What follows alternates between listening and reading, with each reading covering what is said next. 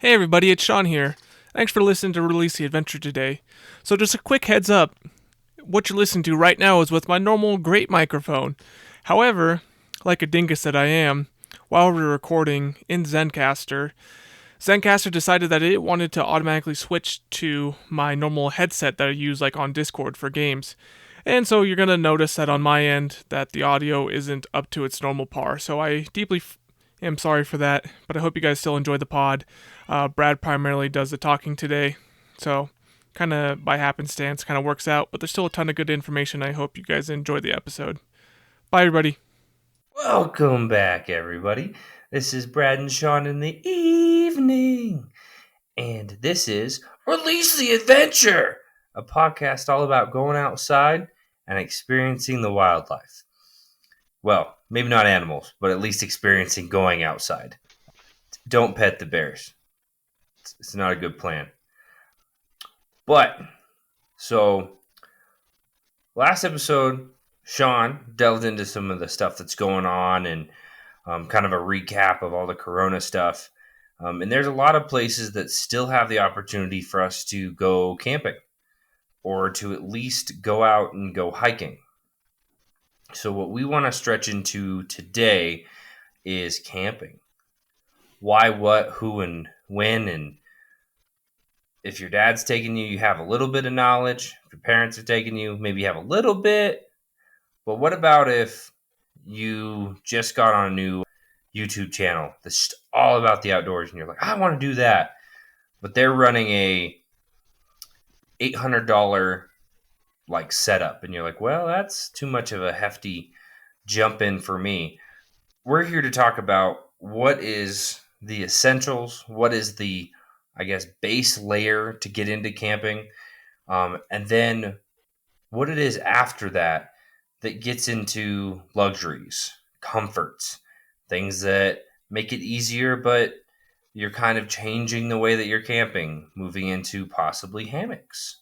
Or if you have all kinds of money, going and buying an RV. Yeah, lots to unpack here today, for sure. And I just want to go back and agree with you. As much as black bears might look like just giant furry cats, they're not going to appreciate the cuddles that you want to give to them. And second off, I just want to say there's a lot of folks out there that have lived in big metropolitan areas for their entire lives, whether that be Denver, Los Angeles, Chicago, New York, whatever it may be. There's a lot of folks that have lived in those types of urban environments. And now maybe they're looking to get out of the city and they're looking to expand their reach a little bit and expand into some new adventures that they're not used to. And so there's a lot of people where maybe they just went to their friends, like backyard bonfire, and that was the closest thing to a camping adventure that they have, or something similar. Just out in the backyard before. I did that when I was a kid. One of my first quote unquote camping adventures was out in the backyard, really really far away from home. So yeah. For sure. And those all come with different challenges and things that are you kind of don't expect. Because I can remember the first time I was camping, quote unquote, in the backyard. And when I had to use the restroom, I just went inside. And you don't think Right. about things like that when you live in a city. Because you're like, I'll drive over to the gas station. Or Right. I'll be close to somewhere with a bathroom. My campsite has to have a bathroom type of thing. And there's Hmm. plenty. If you want to pay $20 a night, there's plenty of places that you get showers, bathrooms, electricity. But I'm not here to talk about that. I don't know if Yeah, you're here to those talk about that. those But are the 5-star glamping experiences, which can be a really fun time too. true, true. But what is so, Shawn, when you think of going out and going camping, like if I called you today and pretend that it wasn't Sunday and it was like a Friday, Right. and I was like, we're going camping right now, what would be the first five things you would grab? First off, I would have to figure out my hammock setup if it was just you and I. I'd have to figure out where all my hammock gear is. Second off, I'd have to figure out where my big portable water tank things are. They're like, how big are those? Like 15 gallons? I think you own Seven, the seven, exact 7 gallon jugs. seven. Okay, yeah, they're the Rhino brand ones. I'd Okay, have yeah. to figure out where those are, and then I'd have to get a cooler, and then I had to get my little pooper scooper shovel. And after that, I'd have to figure out where my top quilt and my bottom quilt are. I mean, that's part of the camping supplies, but yeah, top quilt, bottom quilt, rain fly, and mosquito cover. That's kind of a mouthful there. No, you're kind of good. a kind of a fire hose there. That was perfect. So I just want to explain exactly what Sean hit. First, he had a shelter, which is his hammock, which then within that shelter comes with sleeping bags, sleeping pads, which is what he was talking about with that underquilt, overquilt, and that's a hammock term for basically a blanket that goes under you and over you to kind of make an insulated pod, so the wind doesn't get you too cold. So, shelter one. And then you moved into toilet paper and your Water, pooper scooper, your shovel to be able to go to the restroom, right? which is one of those things that people are like, "Oh, I don't, not what I thought of." Well, you should think of it.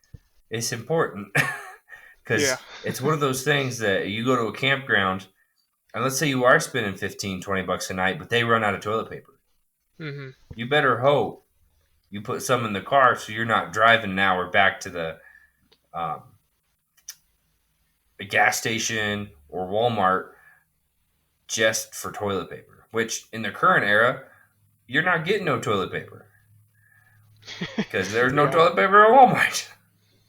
for sure. So you got those two, and then you said a cooler.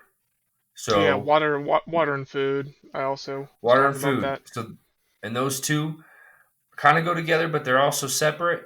Um, Food, you got to have a cooler. You got to have a way to keep that food that's usually refrigerated cool for longer. So if you're just doing a weekend, you'll be okay. If you're going past that, you got to start thinking about if you got to go do an ice run, or if you have somebody meeting you, they can bring ice, that Yeah, type of or thing.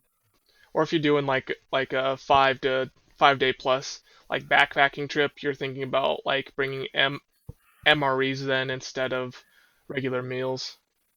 Yeah, and then moving into rice Yeah. and um, things that are freeze dried and stuff that doesn't have to be um, put in a cooler.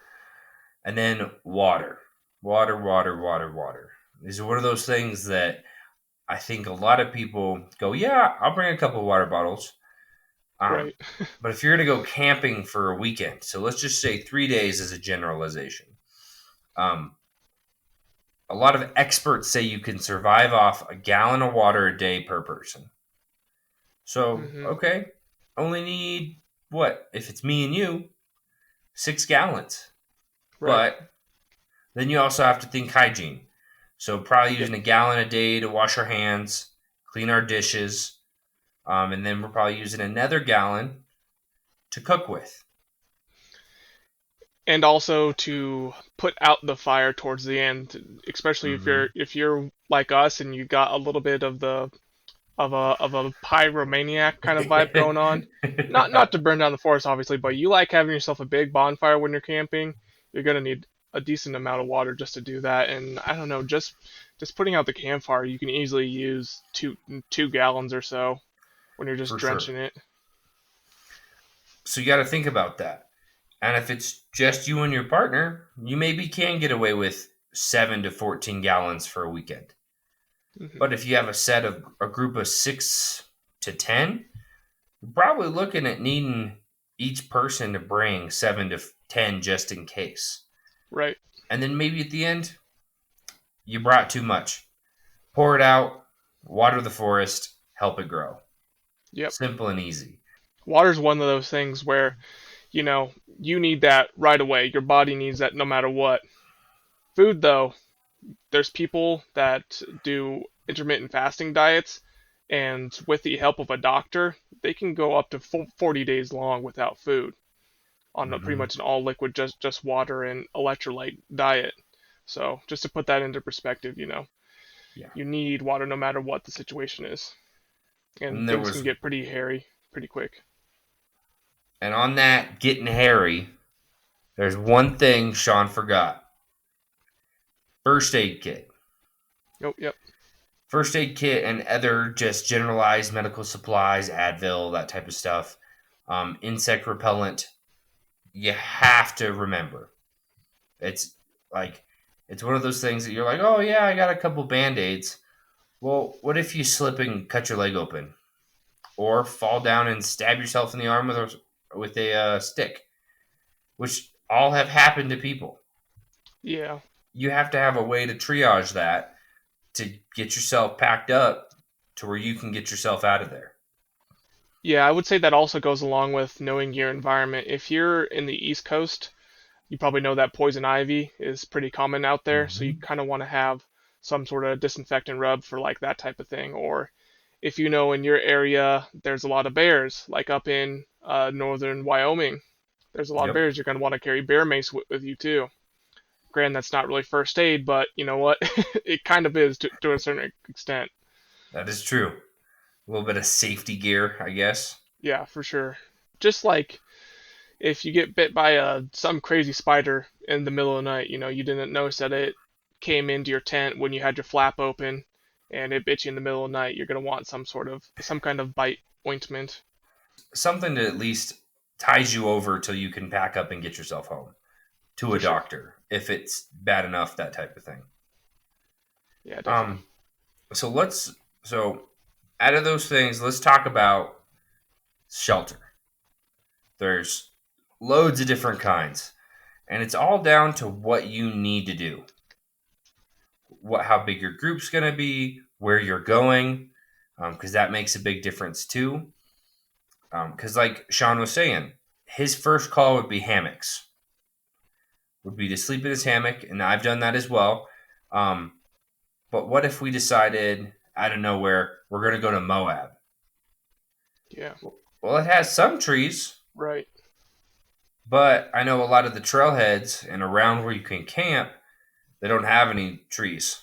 It's dirt, it's sand. So then you got to remember, now I got to pack my tent and adjust the way that I'm going to think about how I'm going to sleep, what shelter I'm going to bring. If we're in the desert, also maybe more water. Maybe it's going to be a little hotter, so we got to intake a little bit more than that. So let's talk amount of people. If you're going to be individuals going out camping, so me and Shawn, we could easily get away with our two hammocks Yep. because then we have our separate areas to sleep, change, have a little bit of alone time, that type of thing. But let's say me and Shawn decide to bring our partners. Well, two people could sleep in a hammock, but you're not going to be happy campers. No, no.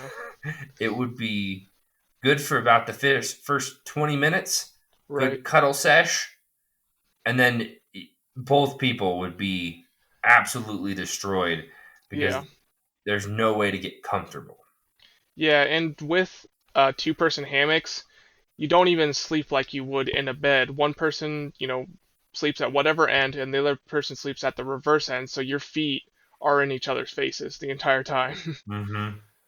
You don't, you're not shoulder to shoulder. You gotta get in that cocoon shape for the hammock. So, as great as it is, I think it's much better than a tent, but it's definitely more of a solo thing. Yep. So then there are two person, three, all the way up to I've seen tents that are more like pop up houses that have Pop-up cities. 5 or 6 rooms that hook onto another tent that have 5 or 6, 8 rooms. Um, so you can expand in whatever direction you want to.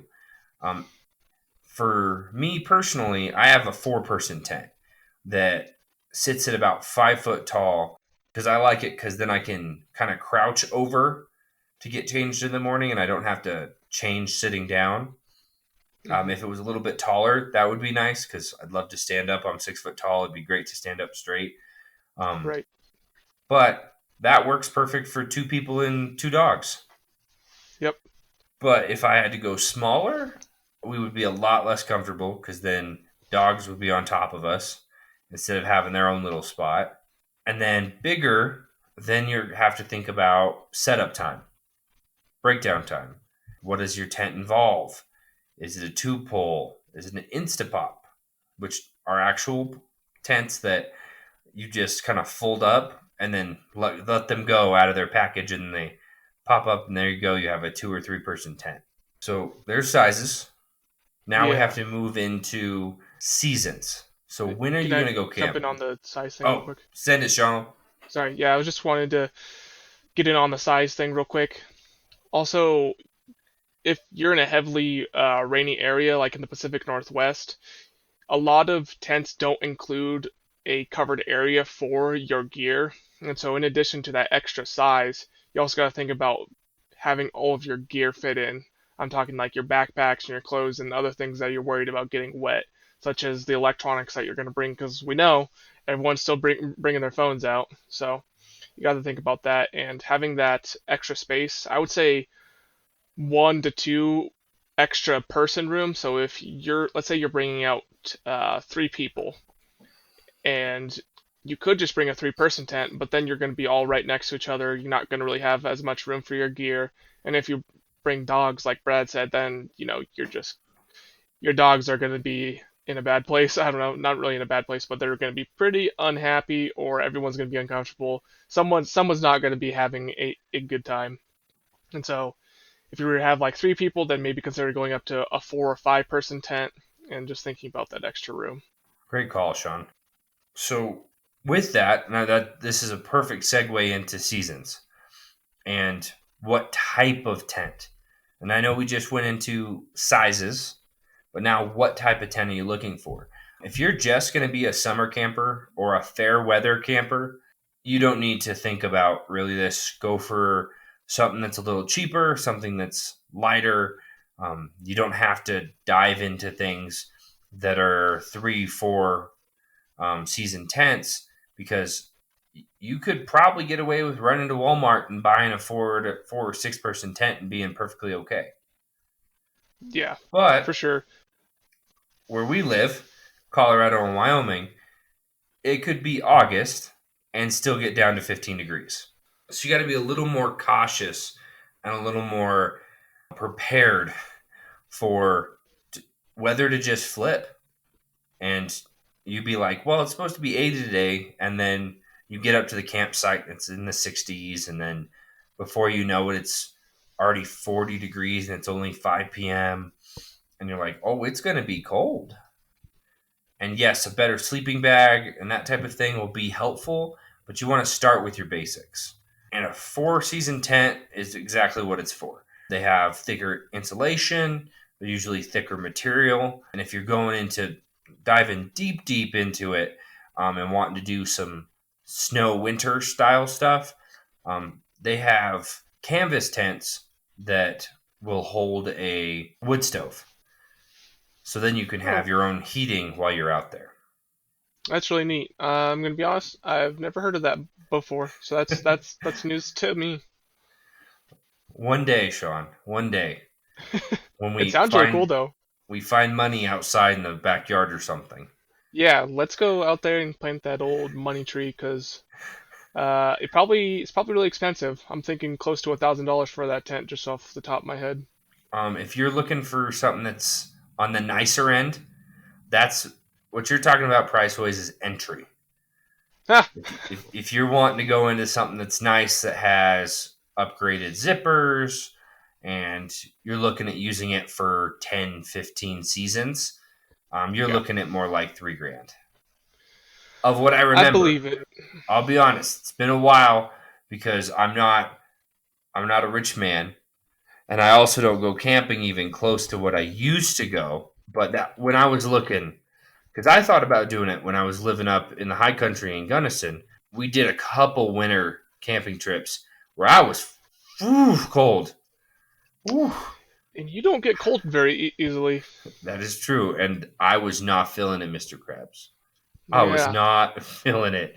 And immediately after, there was a kid who had a 3 person thick canvas tent, didn't have a stove or anything, but he was sleeping in like a 15-degree sleeping bag. And I Wow. was in a 0 with a blanket, freezing. Still And he freezing your goes, butt off. it's your tent. And I was like, well, that's not something I would think about because my thought is it blocks the wind and the rain. We're good. And the snow. So I should be fine. But if it doesn't insulate that heat from your body, it's just leaving immediately. So it's just whatever you can hold against your body that's trying Right. to keep you warm. Also with tents and like temperature ratings, in my experience, is on your tent it's gonna say what what it recommends, right? And a lot of times they'll say like, up to 32 degrees Fahrenheit or whatever, and it's like that's really pushing it. That's Yes. almost like add on 10, 15 more degrees, and that's what you actually would be comfortable at, if not more like 20 degrees. Because my wife and I, we have the REI two-person tent. I forget what the model is. It's a really simple model name, but it says it's good till like 35 degrees, just slightly before freezing. And so we were up in Yellowstone during the summertime, like in July, and we were kind of near the Tetons, and it got down to its recommended level. It got down to about 35 degrees, and we were just shaking the entire night, and not in a fun way. So yeah, we were just so cold, trying to cuddle up, and we had both of our sleeping bags, and then we had blankets for the ground, so then the coldness of the ground couldn't seep up into us. We had our backsides covered with our sleeping pads too, not the actual sleeping bags, but the padding. And then we also had like three other blankets to go on top of us. We were still cold. So Definitely. It's always the worst because you're like so excited to be out there and you're like, "Oh, this is rated to 35. I'm good." That rating, and that also goes to sleeping bags as well, is your survival rating, yeah, is what that's I've I was learned. trying to find the word. That's a Yeah, really you're good way to good. put it, as a survival rating. And no one's ever called it that, but it definitely is that. Because if Yeah. it's because I have a negative 20 sleeping bag. When I was living in my van, um, I I was code, and then I Oh yeah. found a negative 20 sleeping bag, but I never slept anywhere that was below 0, and I was comfortable at 0. Then there was one day that I think it was down in Fort Collins, and it got down to about negative 10, and in the sleeping bag I was okay. And when I say okay, it was not a good night of sleep. I was not dying. I was just ugh. I was just there. If it would have got any colder, I probably would have just went and paid for a hotel because it Yeah. was getting there. And even with the heating I had in the van, that was only able to run because it was propane for half an hour to 45 minutes before I needed to make sure there's some fresh air intake. And by that Mhm. point, the warmth is gone Right. and I'm freezing again. So always look at those ratings. And like Shawn said, 10, 15, and even I would say 20 degrees above that rating, that's when you're going to be in a comfortable place. Yeah. Yeah, I think the misconception is when people see those ratings like, "Oh wow, this is good down to 10 degrees. Oh, this is going to be great." It's like, yeah, you're actually going to be good down to 32 degrees, and you'll be comfortable in that ish, if you want to Yeah. call it that, or something. Maybe more like 40 degrees. It depends on how high quality the sleeping bag is and what type of material they're stuffing it with. But yeah, definitely, I think that what Brad said, think of it as whatever lowest temperature they're claiming, think of that as a survival rating. Just, yeah, you'll be able to get through the night and you'll get a little bit of sleep, but you're going to have a bad time. And people also forget you have to leave the tent. Yep, And you want to be able to leave the tent in a good mood, warm, comfortable, able to change. Because when you're in tent, you're going to have to still change your underwear. yeah. And you got to get naked for that. And it's going to be cold. Yeah. For me, being comfortable during my sleep is kind of a make or break for a successful camping trip for me. I don't know. I'm a little bit of a prima donna, but I need my beauty sleep. That is Just fair. a couple hours of restless sleep, me shivering the entire night. Nope, that's not gonna be good enough. That makes for a crabby, cranky Shawn in the morning, And then that kind of puts a damper on your entire trip. for sure. It's not like there was a night, actually your bachelor party when Yeah. we went camping. My I was in my hammock and my tarp had Oh somehow yeah. blown in the wind and got funkily adjusted, and it started to rain. And I Mm, woke up to being wet, yeah. and that was probably my bad for poorly putting up my tarp. Um, but my next day, I was not happy. I was No. so out of it, Yeah, you were and pretty out of it. it was just because something simple like that. Um, so take your thought process when it comes to these things and go, okay, what do I want to do? What do I want to? Where do I want to push my levels? Um, Right. so if we're talking, let's talk just tents in general. I'm gonna do a quick search real quick and old Walmart.com. Once again, we're not sponsored, but Walmart, if you ever wanna, I wouldn't be mad at you. I'm more on the REI Well, if REI wants to jump up on this sponsorship train, level. we love you because that's where I'm going next on this train. REI, we've both spent way too much money at your store. Oh, that is Just definitely true. saying. Hook a Uh, couple of brothers up. so, a simple Coleman tent or an Ozark tent from Walmart, 3 or 4 person. The cheapest one they have is $25 for a 3 person tent, Ooh, that's like the mongoose equivalent of tents. and it'll work for you. And I know there's going to be some snob out there that's like, if you don't buy blah blah blah, blah it's going to ruin your life.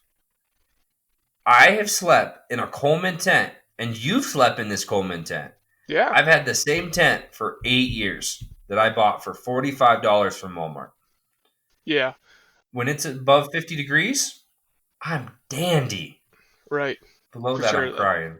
But UV and I have a four-person Kelly tent, and Kelly is like a small step above Coleman and Ozark. mhm. And yeah, we've slept in that multiple times, and it's pretty good. I don't have a problem with it, but it is a fair weather tent, and so knowing your surroundings, knowing your weather is important. Absolutely. That's definitely true. There can be days where it's okay, but I'd rather stay in something that's a little bit nicer. Yeah, for sure. It's one of those things where if you had a spontaneous camping trip that you weren't prepared for, yeah, the Gary Coleman it'll get you through. You'll be okay, but yeah, it's not going to be the 5 out of 5, you know, experience that you might be hoping for. It might be more of a 3 out of 5 experience for your camping trip, where it's like, yeah, I had good company. We had a few beers, that was fun, and we had a good campfire, and that was fun. But as soon as I went to bed, had a bad time. Exactly. And no one wants that. No one wants to have that feeling or ever to get to that point when you're trying to have a good time. Because we're all here to have a good time in life, right? I guess that's what Yeah, we're all about here. Is we're not here to be like, well, you got to spend $1,000 on a tent to have fun. right. If you're wanting to go out and do it in -20 weather, yes, you Yeah. will be spending quite a bit of money. So I'm on REI right now. REI, sponsor us, please. Um, so the REI brand tent, which is better than Coleman, in my opinion. Everybody has I their think own so. standards. Um, $99 for a 2 person. Yeah, They something to also look into for our REI is when we got our 2 person tent, we went to one of their garage day things where yes, it's lightly used return goods, and so we got ours for like 60, I want to say. So Awesome. pretty Yeah. pretty good deal, and a lot better deal than you usually get from REI. I mean, they have four-person tents on here for 130, 150, and yes, you're going to spend a little bit more going to REI, but you're also paying for a better brand because the $130 four-person is a North Face, and North Face is a higher-end company that sponsors people that do hikes for the Alps and the Yeah, there's Himalayas. there's quite a few people on Instagram that I've seen that have been sponsored by North Face that have climbed Mount Everest before, and they've climbed for their clothing and their gear has been all North Face stuff. Yeah. So, and I just decided for fun, I'm going to look into four season tent. So we're looking, this is your more of a backpacking style or car camping. None of these look like they're canvas, but they're thicker plastic. They're like Um, the like nylon material. yes. But they're going to be able to go down to those lower temperatures. And the average price is about 800 bucks. Oh wow. But if you're wanting to move, there's a three-person for 400, and Okay. that's Black Diamond, and Ooh, they're that's pretty crazy. good. Yeah, they're If pretty good anybody's into skiing, Black Diamond is the one of the higher brands, for sure. and they're incredible. So just seeing that makes me go, "Whoa, what is Black this?" Diamond. Hmm. Yeah, I can see myself in this. You know, it's if it wasn't getting warm. Yeah. Well, it's snowing here, so who really knows if it's getting warm or if summer exists in Wyoming? Yeah, we just got snow down here in Fort Collins too. So see, it doesn't exist ever. Hopefully, eventually. So think about it like that. And so I think we've beaten the tent game pretty good. Yeah, we talked quite a bit about tents. I think we're gonna move on to we've hit tents, water, food. Just quick on food. You can spend thousands of dollars on freeze dried food from REI, from Walmart, that are all these different outdoor freeze dried food that are super simple because you boil water and you put it in there and then you have food. But that's not a necessity Yeah. at all. And there's plenty of people who do backpacking, so being hundreds of miles from the car, where they don't use any of those. They just carry rice, well, a carb and a protein, Rice and and beans, baby. rice and beans, and that gets them through their trip. So you have to think about it like that. Is you can spend as much money as you want on this hobby, but you can do Yeah. it for cheap. Where you can do your initial investment for 100 bucks, 200 bucks, and then only spend 20 to 30 bucks to go each trip. Yeah, and also I feel like most people, I'm sure there are a lot of hardcore enthusiasts out there for backpacking and camping, but the vast majority of campers are just very casual recreational campers. And to be honest with you, I would put myself somewhere in that category, maybe like a step above that. And so a lot of times just going to Yield Walmart and getting getting a pack of ballpark franks and some graham crackers and s'mores and just some like sandwich meat and some bread, a lot of times that's going to be good enough. For And you're sure. looking at between all of that, just the franks, bread, sandwich meat, what, maybe $15, $20 tops if you're really splurging there, and depending on how many people you have. Exactly. Exactly. And if you get everybody to buy their own food, then you guys have a smorgasbord. Heck yeah. And then you're good to eat whatever. Then you're looking at those imitation crab sticks. Oh yeah, Man, game changer. If you guys those are ever just great. want to be a little fancy, go in there, get some imitation crab meat, get a little steak, and then do surf and turf while you're Surf and turf. camping. Yeah. And it's so Very good. fancy. So good. So we moved water, we got food, we got shelter, hygiene, and first aids. You can buy $250 first aid kits. You can also think about what is the necessities. Some kind of band-aids, some kind of wrap, like an ACE wrap, Hmm. sunscreen, antibacterial, Yep, I was gonna say some kind of antibacterial ointment. Neosporin, something like that. Yep, Just the basics. and probably some ibuprofen too, because if you Yes. do hurt yourself, you're gonna probably want to have ibuprofen to ease that pain in the first place, Yeah, or Advil, Tylenol, whatever you like. for sure. And you don't need to go all out on this because you're going to be by your car, most likely, Yeah, or a mile or two from your car if you're going to do a little bit of a hike to get to a camping spot.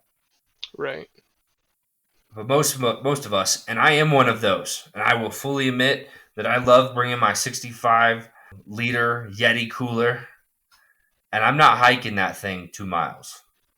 I'm hiking it right, 15 feet, if not out of the car next to the car, right.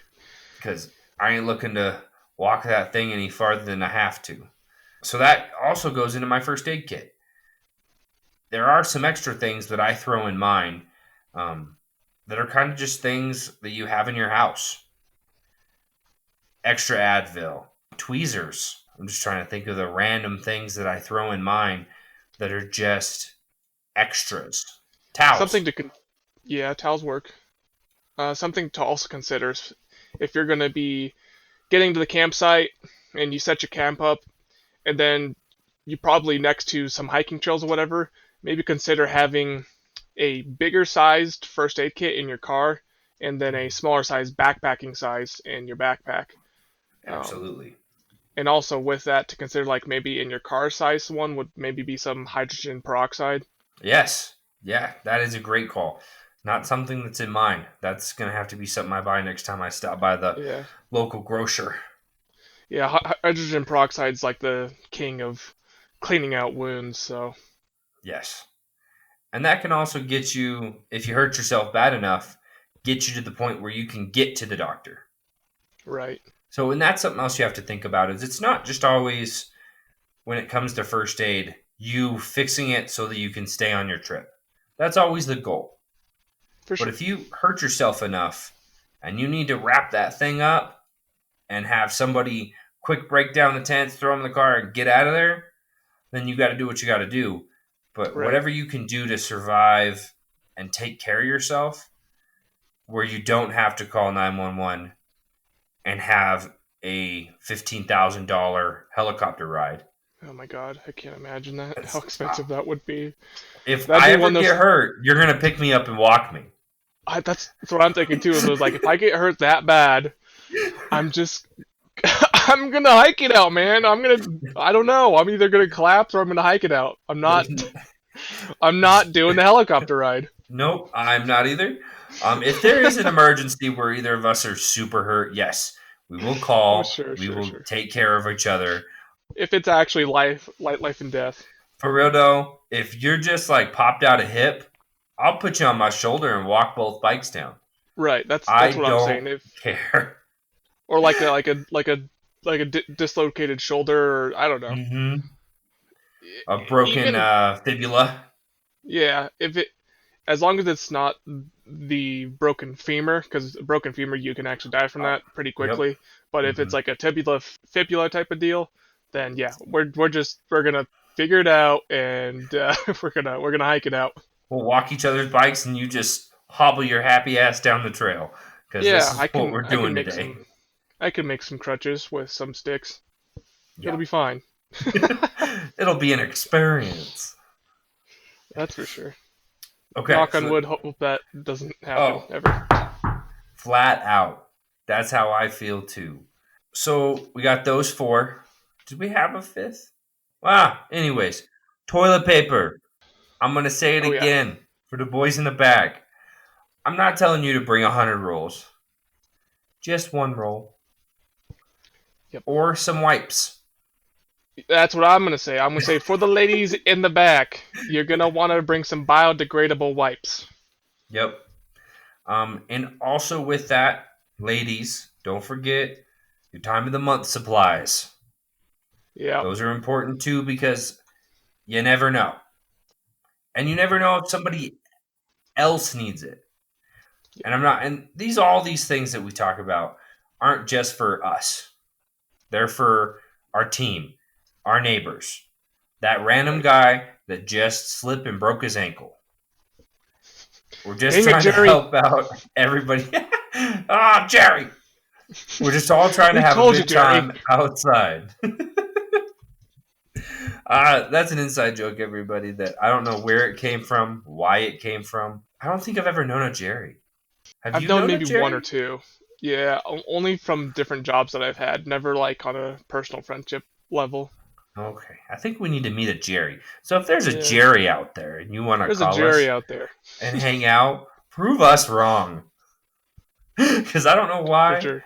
there's been a thought of it's always Jerry's fault. It's always Jerry's fault, man. Yeah. But okay, so now we're going to move into some essentials that come with camping.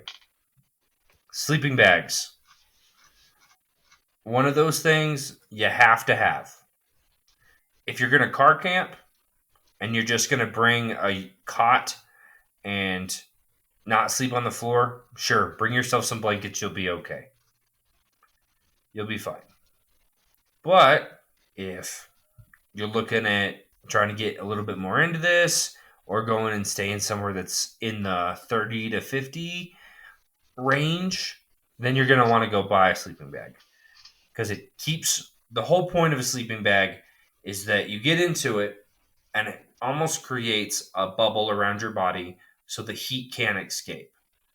So your body's just heating itself up within that little bubble compared to a blanket where it's either going to go out the bottom, even if you wrap yourself in it, it's not like sealed in any way. So you'll lose a lot of heat. And that heat retention is very important when it comes to being comfortable and then a survival kind of add in as well. Three big types: summer, three season, and winter. And all that means is warmish. Oh, we're starting to get cold, and hooey, it's too cold outside. Why Boy, am am I I out nipping. here? We shouldn't be out here. What are we doing? And then we remember that we're dumb. How did And we Brad get me to go camping during the dead of winter? I'm not sure, but here I am. exactly, exactly how it feels. So same with tents. Think about what you need, what you want to do. Are you someone that gets cold really quick? Because Shawn, I'm calling out your wife. Yeah, no, She's that's 100% fair. always cold. She It is always don't cold. matter if it's 70 degrees. She's cold. Yeah, So camping, for her, maybe she needs to get herself a 15-degree sleeping bag for 60 to 50-degree weather because then she will be more comfortable. yeah, While if it's above 50 degrees, I'm using my 50-degree sleeping bag that basically looks like a really light hoodie because that's all I need. And then I move down, and once it gets colder than that, I move into my 20-degree. And most of the time, unless it's below 30, my 20-degree is open because I'm hot and sweating. right, And then, unless it's below zero, I'm not touching my big sleeping bag ever. right. And most of the time, when I use my big sleeping bag, I have it open like a blanket when I'm laying on the ground because it's just more comfortable for me because I don't get that cold that quick. So, Yep, just personal preference. yep. From here with some of the essential stuff, I'm gonna speak from the perspective of the more casual audience.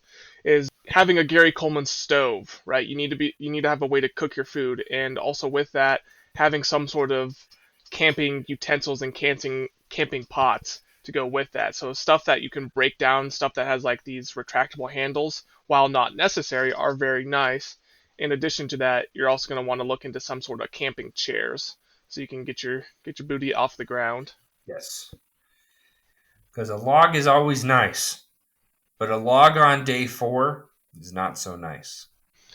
Yeah, and a lot of those logs that you see out in the woods, they've been there, they've been felled for who knows how many years, right? And if you just peek underneath them, you might find something you don't like. So not really a super great long term thing, unless it's like a super pristine carved out campsite log. Yep. Headlamps, flashlights. That's something that a lot of people don't think about. You still need to be able to light everything up once Yeah, it gets dark. And that's not even just for comfort, it's safety. Because when you're very walking true. around the fire, walking around your campsite, um, you may not see that rock and you do not want to get yourself hurt. So even bringing that simple flashlight that you have stored away, that's $1 or two, is better than nothing. Yeah, also with that, because everyone's going to be bringing their phones, consider bringing a backup external battery charger. So then, if you're going out, if you're kind of, what would be a good idea, I would say, is keep that battery charger and the wire in your pocket. So if you're out at night having to use your cell phone flashlight for a prolonged period of time, you won't get put into a situation where you're in pitch black trying to find your way back to the campsite if for some reason you went off a little too far. Yeah, that's a great call, Sean. Great call. I'm going to dive a little bit into the cooking aspect. You don't need to go out and buy all the things, like Sean said, but they are nice. But you can also grab a frying pan from your mom, take Yep. it, bring it with you. But I would make sure that it's not a nice one. Make Yeah, sure it's it's gonna get dirty. pretty beat up because you're gonna probably drop it in the dirt, or you're gonna forget to bring a spatula and you're gonna have to use a fork, and that'll scratch it up a little bit. So I guess cheaper way to do it: run to a Goodwill, buy yourself a used pot and pan, Yep. and then you can call them your camping pot and pan. So then every Nothing time wrong you with that. go, you put your spatula and your forks and your everything else in that pot, and it never leaves ever. Yeah. You don't touch it. And then when you're ready to go camping, pick up your pot, walk it out, sit it in the car. And then you know your kitchen's set up. Instead of pulling a me, this is every time. I'm telling you guys, every time I go camping, when I wasn't in the van, I'd walk around my house for 4 hours going, what did I forget? What did I forget? I didn't forget anything. I think I got it. Get to the campsite. No spatula. Nope. No spatula. It's always the spatula. That's for me. It's always the one I forget. So now I have a little cupboard that I had in the van that has a spatula, knives, forks, spoons, all the things. And I don't touch it. So when I'm ready to go camping, I take it out, I put it in the car, and then we're good to go. Yeah. So one thing that I want to go on a little bit of a tangent with is what not to bring for cooking gear. And I Ooh. think you and I share the same opinion on this. But at REI, and I bought one of these one of myself, and I regret it. But there's these big cast iron like skillet plates that you can bring. Yep. So then it lays on top of both of your stoves, your little Gary Coleman dual stove thing. And those things are not worth it. They're so bad. No. I And hate using those things. I so remember how you told me to like sell mine because I it was mine was still in the package, and mhm. I was just like, oh, I don't know, maybe I'll like it. And like a dingus, I tried to use it a couple times, and each time it was just a pain in the butt the entire time. And you'd think it would be good to bring one though, so you can kind of grill burgers more properly, or use the flat side Yeah. for different things. I hate those big giant cast iron skillet things. They're a pain. And if you're going to cook just on the fire, that's a great plan. But only bring that because you're going to have to find a way to store it, Yeah. a way to cover it up. Because the reason I really hated mine is I cooked one time and it was great because I cooked pancakes and bacon and it was perfect. And then the next trip, um, I was cooking for 4 people instead of myself. Yeah, during my bachelor Yep, and camping that was party that was trip. when I was ready to throw that thing away, and I did Yeah. because I cooked enough bacon for 4 people and 4 steaks. and I almost lost my mind. You were Um, having a bad time because you because also forgot your spatula. I did, so I used a fork. Sad day. Um, but it was so windy that it was kind of losing heat, so it wasn't able to stay warm Yeah. like a pan would have, which would have been way more efficient. So then every time I try to drain the oil or the grease, it ended up all over the camping stove. And I still have grease from that trip on my camping stove. And I've gone 3 or 4 times since then, and it's not going away. So you got to think about it. For me, I'm never going to buy one again, ever. Maybe a cast iron skillet, like an actual pan. But those flat, they're terrible. Terrible. Oh, Yeah, I don't know. I still own mine because I did end up using it, so I couldn't return it to REI. But it's not something that I personally want to use very often. I just like my Gary Coleman stove more, just yep. using the little propane and our little camping pots and pans. To me, that's a better experience than using the skillet. Yes. And there are a bunch of different types of stoves. I recommend, and I think Sean's on the same train for beginners. And I would say even going into intermediate, because I think I am, when I'm devoted to going camping every weekend, I'm moving into that intermediate, a little more dedicated to the camping style, is that Coleman stove. That 2 burner runs off the small propane or can run off a 25 pound if you want to buy the adapter for it, which is the way that I do it. Either way, you should be able to find the best way to cook for you. If you're going to start going backpacking, they have loads of little tiny packable stoves. Jet Boils is a really big brand for that. But none of those are really necessary unless you're looking into moving into non-casual camping. Yeah, the jet boil is something that when I decide to upgrade and take a next step forward in the camping adventure is to go for the jet boil when I want to get more into backpacking. However, like you said, it's not something that's super necessary. Yeah, I think we've hit all the big things when it comes to just getting out there, going camping. You don't have to splurge, everybody. You can literally just go, I just want to get out there and I want to spend some time outside. And if you're scared of it and you're like, this is a little much, go out to a local park, state park, national park, and just go make a meal. So bring all the little bit of accessories to cook with. Go out to a park and cook an afternoon or an evening meal. There you go. That's a good Pack idea. up, go home. Yeah, You didn't have to sleep out there, but you got used to being outside and enjoying camping. And then maybe the next right. one, you go out there at 4 or 5 and leave at 6 a.m. the next day. Yeah, You don't have to pick, you don't have to be the person who goes, I'm doing an 8 day trip, my first trip, 8 days, let's go. we're going hard. I bought $1,000 worth of gear. Let's go. You don't have to because you're going to learn what you like and what you don't like about camping by going camping. Right, for sure. Because I still hate that plate, Sean. Why'd you bring it up? I haven't thought about it in a long time. And I know the it's plate. still one of those little things that looks like a great idea at REI. It looks like a great plan. But personally, I hate it when I know there's somebody out there that goes, Yeah, I can't camp without this. And for I sure. go, It could be right for great for you. you. Great for you. I hate it. Right.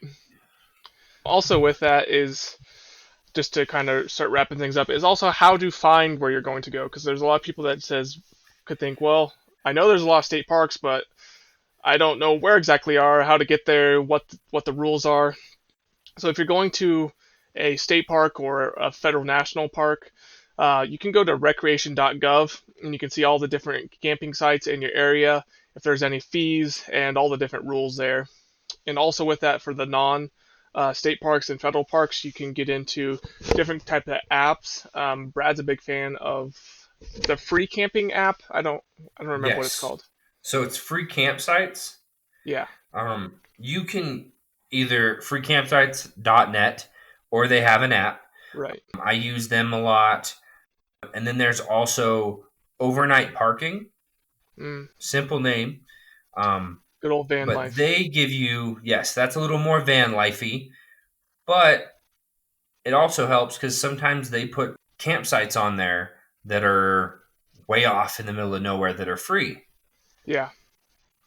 So you can go a little bit diving into that. REI also has a national parks app. Yep. It's That one's always good too. worth getting.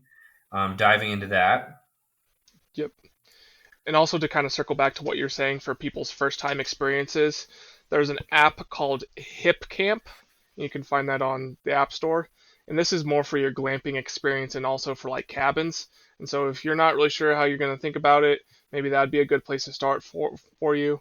And this is more like the air the Airbnb of camping is what Hipcamp is. And also an app that I use when Brad and I are trying to find a camping spot. I like an app called the Dyrt, and that's Dyrt. And this one includes free camping spots, state parks, KOAs, just a whole bunch of stuff. And it also, tells you all the rules and regulations and stuff. And I would say the only other tidbit thing I have is to reserve your spots, especially for places that are around beautiful areas. The one that comes to my mind is Maroon Bells near Aspen, and that Yes. one you usually have to schedule out 3 to 6 months out. So if you're going to one of those really beautiful places, plan your camping trip way in advance, at least for reserving a spot. And you can always do this too with Maroon Bells. That's pretty close to where I used to live. So I've camped there several times, but I haven't camped at Maroon Bells specifically because of that. It takes Right, 6 months to get a reservation to cost $40 a night to stay on a piece of dirt. When look at your surrounding areas. So you're like, okay, I want to visit Maroon Bells tomorrow. Okay, well, what is within 30 minutes of that? right, And you may be able to find yourself some free camping. for sure, And for there's sure. one other website, Campendium. So Mm, Camp, Endium, that has basically all free camping. nice. There are a couple things on there that they put in there with national parks and that type of thing, but that is definitely one to look at because they'll have things that are truly, truly free camping instead of trying to go. Which for some people, the price of going and staying at a campsite is what kind of puts them off. Why do I have to pay to be out in the wilderness? Right. Well, you don't have to if you take the effort to search and do a little bit more research to find Yeah. highly rated places that are good to go. Yeah. And all of these different places, what do we all list? Hipcamp, the Dyrt, Recreation.gov, Campedia, free parking spots. Campendium, Yeah. Yeah. freecampsites.net. So yeah, we'll put all of these down in the show notes below so you guys can check those Yes. out. So you can figure those out a little bit easier on your own. And yeah, any final thoughts, Brad? I would say send it. Truly, truly, truly, I love being outside. I love camping. That's one reason mountain biking is one of my favorite activities because you get the chance to just go out and be. So if you're scared of it, go out for an afternoon. Start going hiking. And if you're scared to actually spend the night somewhere, reach out to your local state park or one of the national parks in your state and go, okay, I know this is going to sound weird, but I'm scared of camping, but I want to try it. Yeah. And then reach out to them, and those rangers are incredible because they're just like us. They just want to go outside. Yeah, I would say rangers kind of sometimes have a misconception of being the wilderness police, the Smokey the Bear police, and really they are a really super great resource about learning everything from hiking to what rocks are in the area, what trees are in the area, what tips that they can have, and also if there's any supplies that they can help you with. They want you to have a good time, and they want to be able to help you out. Is there any extra little things you got? As far as camping, no. I mean, I have the normal cleanup stuff for the pod updates, but for camping, no, I don't. I don't. Cool. I think we covered a pretty good array of stuff. Yeah, go ahead and send it, Sean. Sweet. Yeah. So follow us on social media. Follow us on Twitter at Release the ADV, and along with that, we're still running our hashtag giveaway. Uh, so look out for that. All you have to do is screenshot a subscription or a follow to the podcast, Release the Adventure, obviously, and just tweet that at us. And so why Twitter? It's so we know how to get into contact with you, and then we can properly send that Amazon gift card to you. Also, with that, Brad and his fancy $3,000 camera, we're slowly getting the Instagram going, and you can find us at Release the Yes. Adventure Yes. on Instagram. So a couple of cool things. And lastly, just with that, I appreciate you guys all listening. From our analytics, it looks like we're at a little over 300 listens now, so that's really good, especially just Yes, for from sure. a couple of guys that, well, quite frankly, we're just a couple of guys. We don't have any prior following. It's not like we have a YouTube channel or are part of a big brand. We're just a couple of regular guys. So this is pretty much as grassroots as it can be, and I appreciate your guys' support and your listens. And yeah, it's just been a humbling process and a lot of fun too. Yeah, I 100% agree with that, Sean. It's been awesome to get to be part of this because this is your baby. This is your brainchild. And I was like, that sounds kind of fun. And now that we've gotten into it and we're on, I don't even know, episode four? This Four? is episode 5. This is episode Five? 4 for you and I, but Five. yeah, this is Okay. episode 5 now because I did the solo Okay. ride. Your solo run. Yeah, Yeah. So episode 5 of this channel, and I'm just hyped because there's not a lot of time that I get to talk about my passions. yeah, Especially during this pandemic of crapola, is we have to sit here. We don't get to talk to people as much. We don't get to for sure. socialize, and I love being able to sit down, talk with you, talk with our peoples about just going outside. Yeah, Doesn't matter what you do outside as long as you're yeah, outside. for sure. Couple more thoughts. So, number one, we would eventually like to make this sound at the beginning and the ends, and maybe sort of towards the intermission, a little bit more professional. So, by that, I mean kind of an intro theme song. So, to any of our musically inclined artists out there, if you're interested and you want to help us out, if you want to send us some sort of kind of indie folky, kind of upbeat song, that is yours, of course. We would love to feature it on the podcast for kind of a theme song. Oh That'd be yeah, super cool. And then oh obviously, yeah. we would put your SoundCloud in the show notes and whatever else you want to make sure people know where to find your other music. And also with that, I would also like to get into eventually getting into interviewing people, whether you're a mountain biker, a camper, a hardcore 15-day backpacker, if you're a environmental advocate, I would like to interview you eventually, and I'm sure Brad would too. I think that will Yes, provide some really good conversation. So if you're someone who wants to be on the pod, reach out to us. We'd love to hear your story, and we want to hear your adventures. We want to hear your guys' passions. yes, absolutely. And with that, we're release the adventure. And this was Brad and Shawn in the evening. Thank you guys for listening, and I hope to see you next time.